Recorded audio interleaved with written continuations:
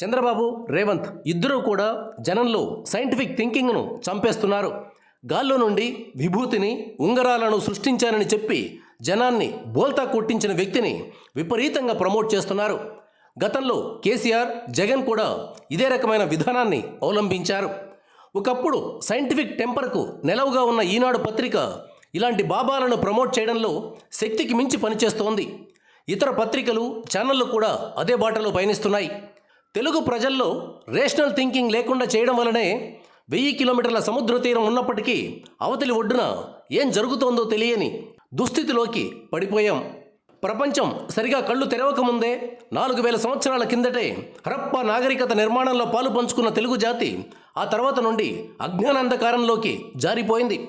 Parents, grand parents బానిస మనస్తత్వాన్ని generation to generation కట్టుదిట్టంగా పాసాన్ చేస్తున్నారు. లాజికల్ ప్రశ్నలు పొరపాటును కూడా అడగద్దు, అసలు ప్రశ్నే అడగద్దు, గుడ్డెద్దు చేలో పడ్డట్లు పోవాల్సిందేనని పిల్లలకు నూరిపోస్తున్నారు. ప్రవచనకారులు, స్వామీజీలు, ఇమాంలు, పాస్టర్లు తెలుగు సమాజాన్ని పీల్చి పిప్పి చేస్తున్నారు.